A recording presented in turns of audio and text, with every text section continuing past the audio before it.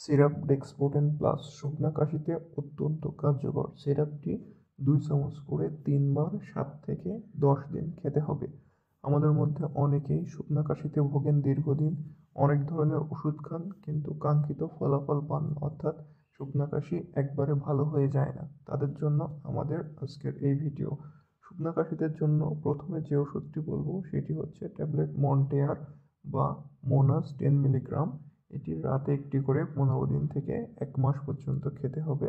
বাচ্চাদের ক্ষেত্রে মন্টেয়ার 4 বা 5 মিলিগ্রাম ট্যাবলেট পাওয়া যায়, যেটি মুখের মধ্যে দিলেই গলে যাবে। এই ট্যাবলেটটি ব্যবহার করতে হবে।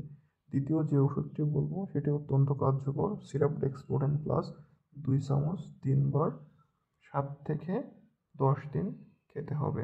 এই সিরাপটি খেলে একটু ঘুম ঘুম লাগতে পারে, তবে বাচ্চাদের এই সিরাপটি খাওয়ানো যাবে না। বাচ্চাদের জন্য সিরাপ লাইটেক্স ব্যবহার করতে হবে ওজন এবং বয়স অনুযায়ী। বাচ্চাদের সর্দি কাশিতে কী করবেন সে সম্পর্কের ভিডিও ডেসক্রিপশন বক্স থেকে দেখে নেবেন। এরপর যে ট্যাবলেটটি খাবেন সেটি হচ্ছে ট্যাবলেট ফেকজো 120 মিলিগ্রাম।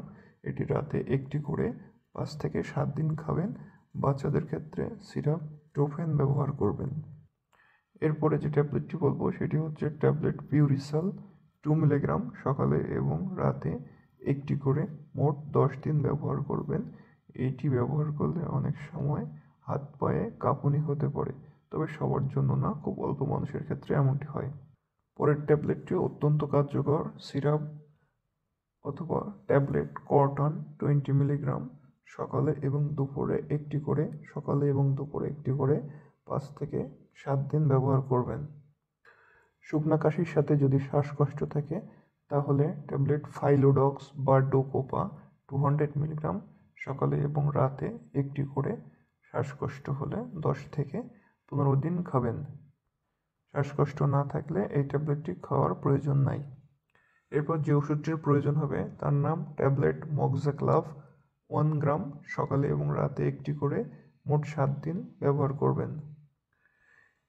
এছাড়া যাদের অ্যাসিডিটির সমস্যা আছে তারা একটা করে গ্যাসের ওষুধ খাবেন। ওষুধগুলো খাওয়ার পাশাপাশি কিছু নিয়ম মানতে হবে, যেমন গরম পানিতে হালকা লবণ, লবঙ্গ এবং আদা দিয়ে প্রত্যেক দিন 3 থেকে 4 বার গড়গড়া করতে হবে। খাওয়ার দরকার নেই।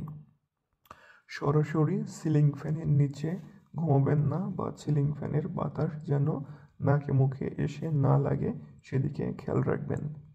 খুব সকালে অথবা একেবারে সন্ধ্যায় একেবারে খোলা আকাশের নিচে ঘুরে বেড়াবেন না। শুকনো কাশির সমস্যা যদি অনেক বেশি হয়ে থাকে তাহলে মাঝে মাঝে নেবুলাইজেশন নিতে পারেন। নেবুলাইজেশন কোন ওষুধ কতটুকু ডোজে নেবেন সেটির জন্য ডেসক্রিপশন বক্স ফলো করবেন। অ্যালার্জিবিহীন খাবার গ্রহণ করবেন। ধন্যবাদ সবাইকে। ভিডিওটি ভালো লাগলে সাবস্ক্রাইব করবেন।